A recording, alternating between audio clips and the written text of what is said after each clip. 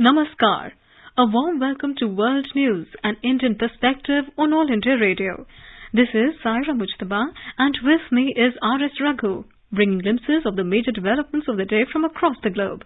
Over the next half an hour, we shall bring you the latest from the world of politics, economy, sports, entertainment, and more. The headlines.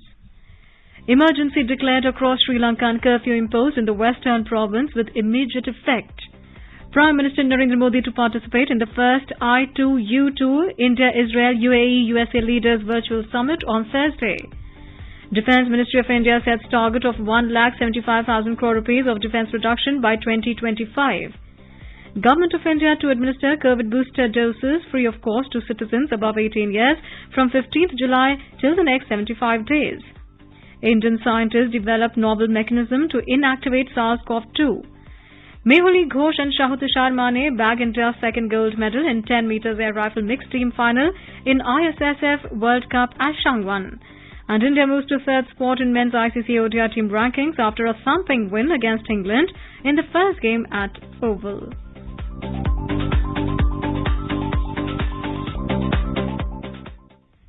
And now the news in detail. In Sri Lanka, political crisis continues hours after President Gotabaya Rajapaksa fled the country and landed in the Maldives on a day he is supposed to resign.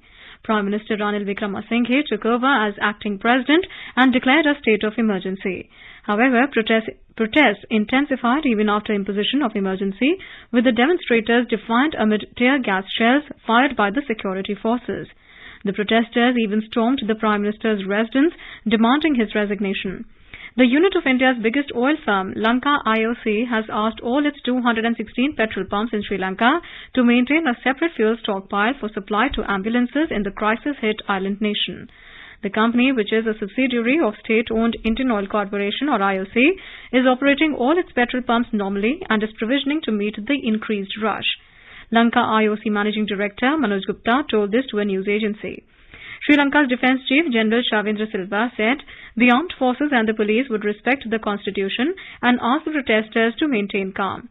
Meanwhile, Sri Lankan President Gotabaya Rajapaksa, who fled the country and took refuge in the Maldives, faced protest with dozens of compatriots urging Mali not to provide him safe haven.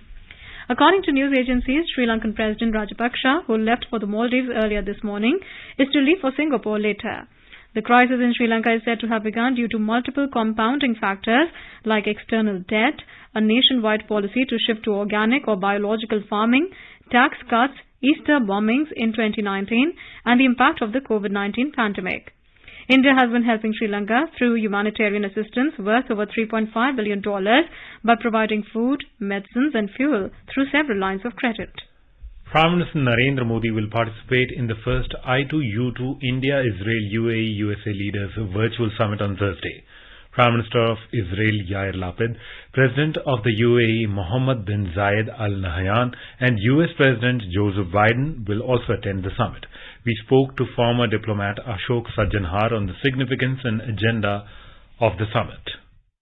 Basically, it will be an exploratory meeting. They will discuss, encourage joint investments in 6 identified areas of water, energy, transportation, space, health, and food security. In addition, they will also discuss modernizing infrastructure, low-carbon development for industry, improve public health, and develop critical and emerging green technologies. It is a very significant initiative that has been taken, and the future meetings, the future interaction and future action will show that all these countries come together and bring peace and stability to the region.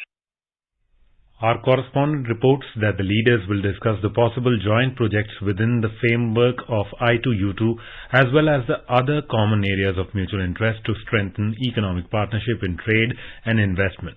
These projects can serve as a model for economic cooperation and offer opportunities for business persons and workers.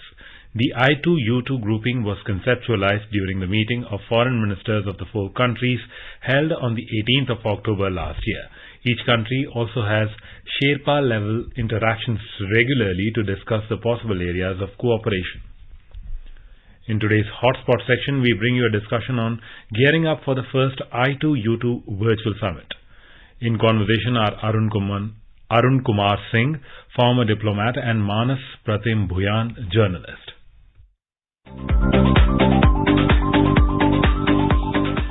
Ambassador Singh, the leaders of India, the US, Israel and United Arab Emirates will have a virtual meeting on Thursday, and it will be first meeting under the framework of the newly set up four-nation grouping, I2U2, and we all know that in fact I standing for India and Israel and U for US and UAE. And this virtual summit is taking place at a time when we have been witnessing geopolitical turmoil primarily arising out of the situation in Ukraine.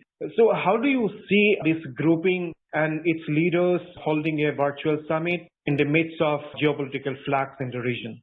Thank you, Manas. I think the meeting was partly taking place in the context of whatever is happening globally. In Europe, the differences that are there on European security architecture, Russia's invasion of Ukraine, the consequences from that, US response to that. But it is also happening in the context of US President Joe Biden's visit to West Asia. And he's going to be visiting Israel. He'll have meetings with the Palestinian leadership in the West Bank, and then he will go to Saudi Arabia.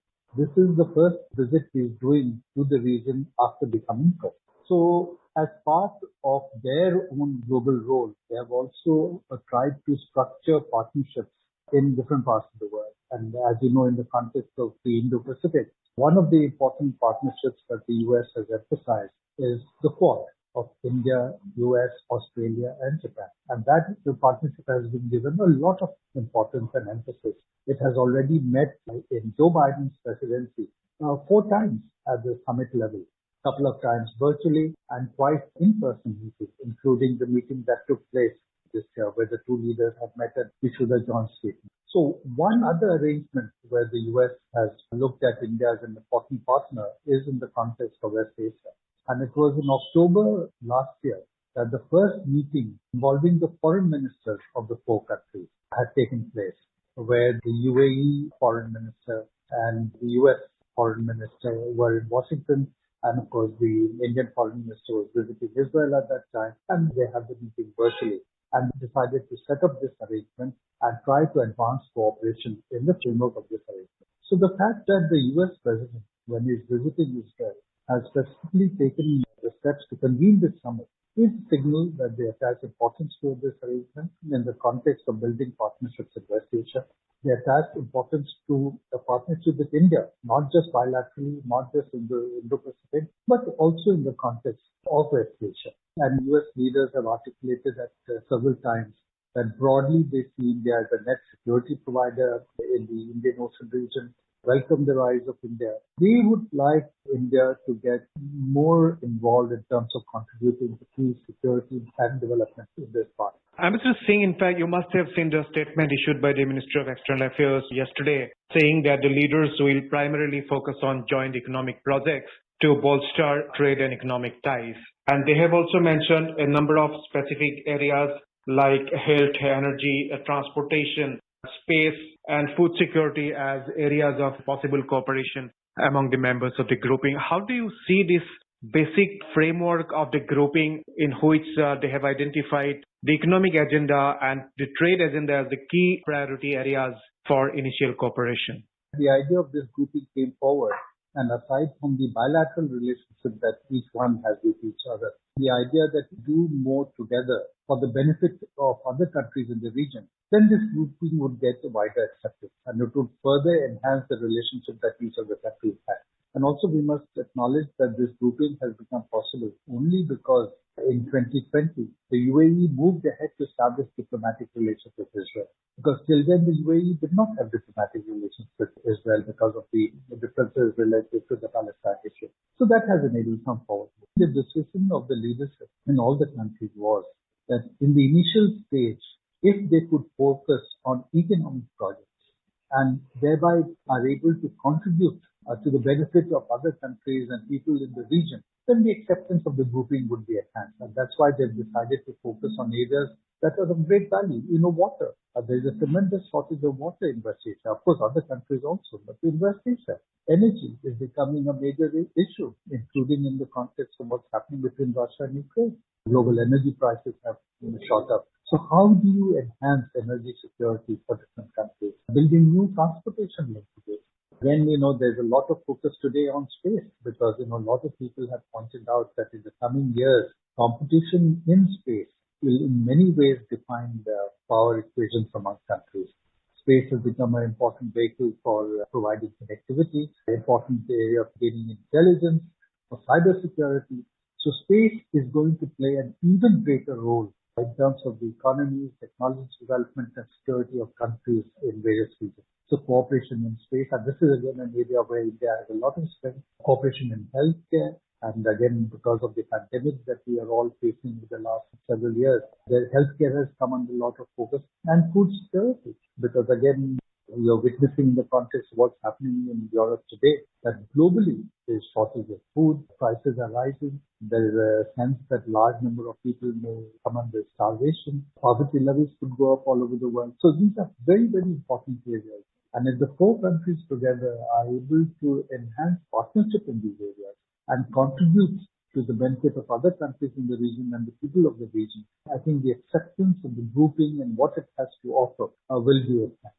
And again, similarly, in the context of the Quad in the Indo-Pacific, if you had seen our leaders have commented on several occasions that we believe that the Quad is a force for global growth. And the idea is that the Quad, if it's through its work, is able to make contributions that benefit the people in the Indo-Pacific. Mr. Singh, I would just like you to explain the significance of this framework among the four countries in the backdrop of India's growing ties with the countries in the Gulf region, particularly with the UAE. We have seen a massive upswing in our overall cooperation, including in the areas of trade, business, defense, security cooperation. In the area of cybersecurity, we are expanding cooperation with the UAE. Again, Israel, in fact, in the last 5-6 years, we have seen a massive expansion of our cooperation with Israel. Definitely defense is a very key sector, but parallelly we have expanded our cooperation in the areas of water, in the areas of agriculture, etc. With US, you were there in Washington as our ambassador, and in fact, how our cooperation has actually increased manifold in the last 1 decade. So how do you see these three countries with whom India has significantly expanded its cooperation in the last few years, and now joining under a framework of a grouping like I2U2. So what is the significance and the timing of the summit actually when the entire world is talking about food security and energy security concerns? And India has also been playing a vital role in addressing some of the challenges arising out of situation in Ukraine. And in fact, having this summit at this juncture when President Biden is visiting West Asia. So what is the big geopolitical signaling that will emerge from the summit among the leaders of the four countries? Each of our countries involved, India has a very strong partnership. US, for example, is India's largest trading partner, with trade in the range of about $160 billion. And this trade has increased 7 times in the last 20 years. And although we are a trade deficit country overall, with the US, we have a trade surplus in trade in goods, a surplus in trade in services. So it's a very important trading field. Investments from the US in India are among the largest foreign investments that we have. In civilian technology, again, US companies are among very important partners for it. Indian companies, in turn, have invested more than $20 billion in the US economy, in IT, pharmaceutical, and other areas, because that gets them enhanced market access in the US and access to technologies in the US. And they have created more than 100,000 jobs directly, and then there is indirect job creation in that. So it's a very deep economic and technology partnership. Today, there are more than 4 million persons of Indian origin in the US and at key positions. The vice president is a person of Indian origin. The recently appointed cabinet level position, the director of the Office of Science and Technology Policy in the White House, is also a person of Indian origin. So across the administration, in Congress, other areas, persons of Indian origin in the US today are in critical position. And if you look at many industries, Microsoft, Google, Adobe, at one stage, MasterCard, IBM, they're headed by CEOs who are of Indian origin. So there's great potential for the two countries to be able to deepen the economic and technology partnership. And you may have noticed that when the Indian Prime Minister and the US President met in May in Tokyo, the margins of the Quad meeting, in the joint statement, they specifically identified that in the coming years, we're going to partner in critical and emerging technologies, the new technologies that are coming, artificial intelligence, quantum, side, 6G, space, biotech, and this will further deepen the partnership. Israel again is an important partner for India. We source some very useful defense technologies from Israel at acceptable rates, and they've been very useful to us. Israel has worked in agriculture. They do have some demonstration farms in India, showcasing Israeli technology, methods to which they've done a tremendous increase in productivity, efficient use of water, drip irrigation. They have also worked in dairy and many of the Israeli high-tech industries, because, globally, US has the largest number of startups in the world. Israel, although it's a country of only 7 million people, has the second largest number of startups in the world. And now India is being one of the leading countries also with the startups. So again, startups is another area with a lot of potential. And the fact that the US president has sought to convene this meeting while he's visiting the region is a signal that from the US perspective, this is an important framework for a multilateral partnership. Are you expecting any specific announcements or specific projects that the leaders are expected to announce after the summit? The very fact that the meeting is taking place is important. And beyond that, I'm sure they will give guidance on the two officials working with them, because the I2U2 arrangement has appointed Sherpas who meet from time to time to advance projects in the areas that we had listed earlier. Guidance from them to their interlocutors how to take forward projects in some of these areas identified. And of course, since they're meeting at the summit level, I'm sure there will be some discussion on the political and security challenges in the region and globally. Mr. Singh, thank you so very much for a detailed perspective about the upcoming I2U2 summit and India's relations with each of the member countries. Thank you so very much. Thank you.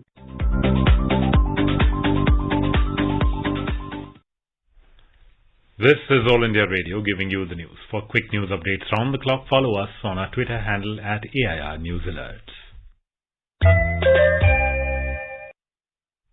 Welcome back.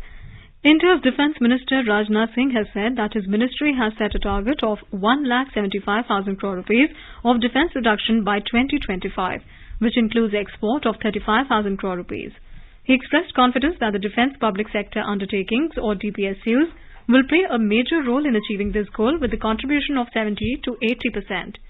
He was addressing the officials of DPSUs during a workshop organized by the Department of Defence Production in New Delhi on Wednesday. Mr. Singh exhorted the non-official directors, NODs of DPSUs to ensure smooth implementation of various initiatives taken by the government towards achieving Atmanirbharta in defence. He asserted that the country is witnessing a transitional phase towards self-reliance, and active and collective efforts are central to realize Prime Minister Narendra Modi's vision of Atmanirbhar Bharat. The Union Cabinet of India has approved Taranga Hill Ambaji Abu Road new rail line in Gujarat and Rajasthan to provide connectivity and improve mobility.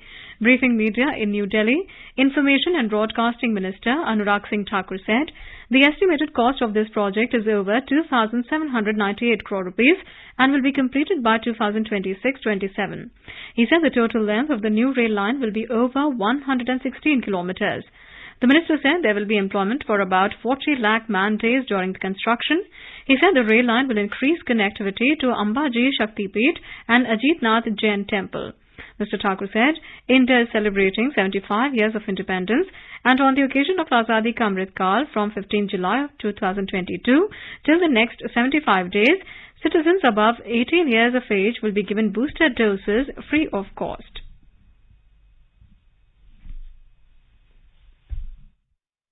15 जुलाई से अगले 75 दिन तक देश के 18 वर्ष से ज्यादा उम्र के जितने भी नागरिक होंगे उनको बूस्टर डोज बिल्कुल मुफ्त में देने का निर्णय लिया गया है। इससे पहले फ्रंट लाइन वर्कर्स थे, कोविड वॉरियर्स थे या फिर 60 साल से ज्यादा के जो नागरिक थे उनके लिए था। अब इसको 18 साल से ज्यादा की उम्र वालों के लिए साफ कर दिया है कि बिल्कुल मुफ्त बूस्टर डोज अब आप लगवा सकते हो और ये सभी सरकारी केंद्रों पर जगह जगह पर उपलब्ध होगा। Indian scientists have developed a new class of synthetic peptide that can not only block the entry of SARS-CoV-2 virus into cells but also clump the virus particles together, reducing their ability to infect the living cell. This novel mechanism provides an alternative to make viruses like SARS-CoV-2 inactive, promising a new class of peptides as antivirals. Scientists at the Indian Institute of Science, in collaboration with researchers from the CSIR Institute of Microbial Technology, have exploited this approach to design these peptides. Union Minister Dr. Jitendra Singh said India has adopted zero tolerance towards corruption under the leadership of Prime Minister Narendra Modi. Addressing the BRICS anti-corruption ministerial virtual meeting in New Delhi on Wednesday, Dr. Singh said central government has taken several steps to end corruption in the last 8 years. He said decision had been taken to include new provisions in the Prevention of Corruption Act. He pointed out that the institution of Lokpal has been operationalized by appointment of chairperson and members. The minister called for effective implementation of the FATF anti-money laundering and counter-terrorism financing standards. He asked the BRICS members countries to bring such processes where fugitive economic offenders can be traced and extradited faster and their properties situated abroad brought within the reach of the law of the land from which such offenders escape. France's government has suffered its first defeat in parliament after President Emmanuel Macron's ruling party lost its majority in elections last month.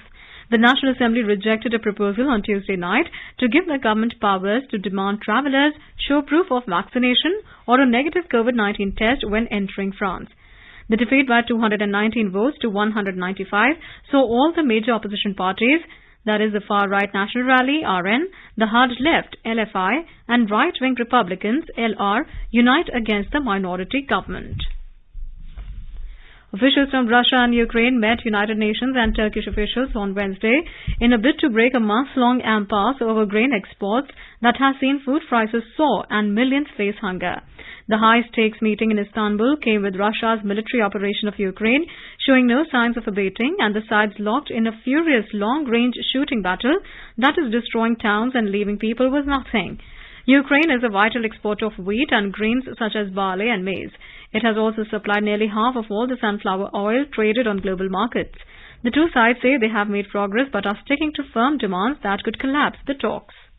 U.S. Central Command said it carried out a drone strike in northwest Syria on Tuesday that killed Maher al-Aghal, the leader of ISIS in Syria.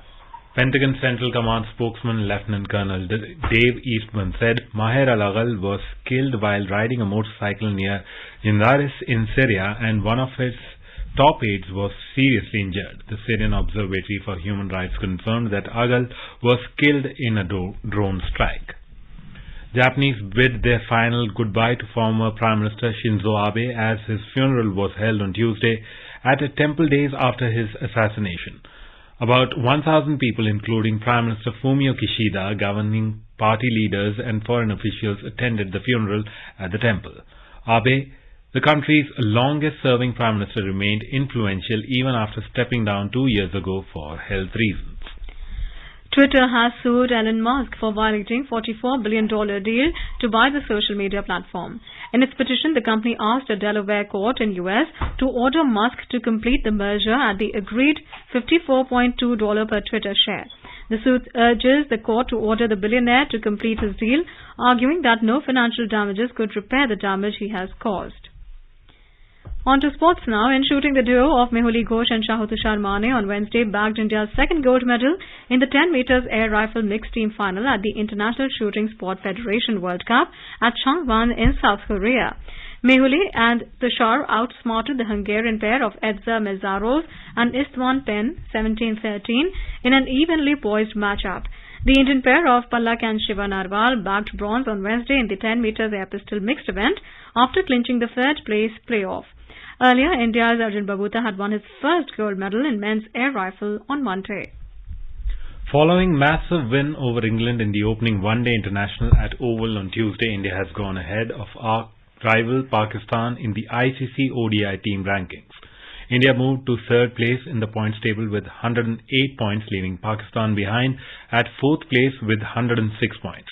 New Zealand continued to reign supreme at the top of the table with 126 points, while England are second with 122 points. In cricket, India will take on England in the second one-day international match of the three-match series at Lord's, London on Thursday.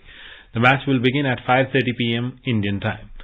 Rohit Sharma-led Indian team had thrashed England by 10 wickets in the opening one-day international at Kennington Oval in London on Tuesday.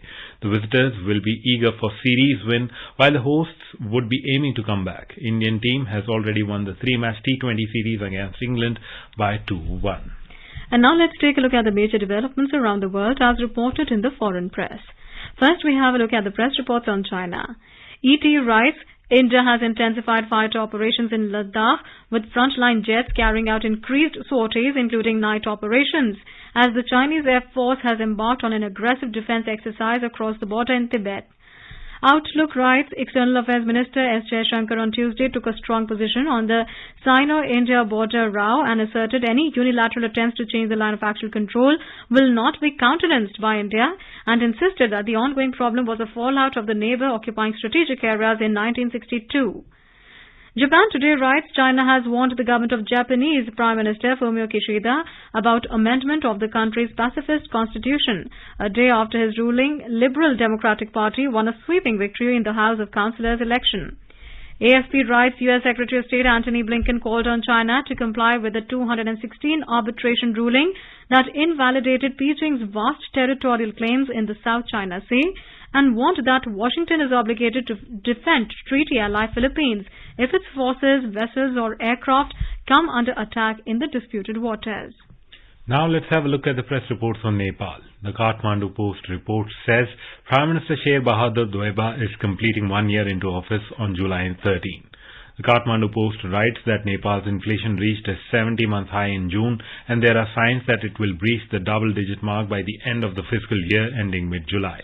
And now let's take a look at the press reports from Balochistan. The Balochistan Post writes that the Baloch National Movement, BNM, has asked the Azerbaijan government to investigate the mysterious death of Baloch asylum seeker Saqib Karim in Baku. The Balochistan Post writes that according to Human Rights Council of Balochistan report, during the month of June, 30 cases of enforced disappearance and 33 killings were reported in different parts of Balochistan. Now let's have a look at the press report from Pakistan. The South China Morning Post report says Pakistan is struggling to patch up relations with China. Attacks against Chinese nationals in Pakistan have tested bilateral ties with Beijing, pushing for a crackdown on terrorism. Pakistan owes 300 billion rupees to China's independent power producers. The print report says International Religious Freedom IRF Summit, which was organized in Washington, confronted Pakistan on the global platform over the persecution of the Ahmadiyya community in the country. And now let's take a look at the press reports from Bangladesh. Bangladesh Awami League General Secretary Obaidul Qadir has said there is no chance of changing the government without elections, reports BSS. Bangladesh maintained its dominance in the US denim market as it remained the top denim supplier to the North American country in the first 5 months of the current calendar year, reports Dhaka Tribune. And now a quick look at the headlines once again. Emergency declared across Sri Lanka and curfew imposed in the western province with immediate effect. Prime Minister Narendra Modi to participate in the first I2U2 India, Israel, UAE, USA leaders virtual summit on Thursday. Defence Ministry of India sets target of 1,75,000 crore rupees of defence production by 2025. Government of India to administer COVID booster doses free of cost to citizens above 18 years from 15th July till next 75 days. Indian scientists develop novel mechanism to inactivate SARS-CoV-2. Mehuli Ghosh and Shahu Tushar Mane bag India's second gold medal in 10 meters air rifle mixed team final in ISSF World Cup at Changban. And India moves to third spot in men's ICC ODI team rankings after thumping win against England in the first game at the Oval. And now before we end, let us listen to Mahatma Gandhi's favorite bhajan, Vaishnav Jan, by artists from Montenegro on their Independence Day.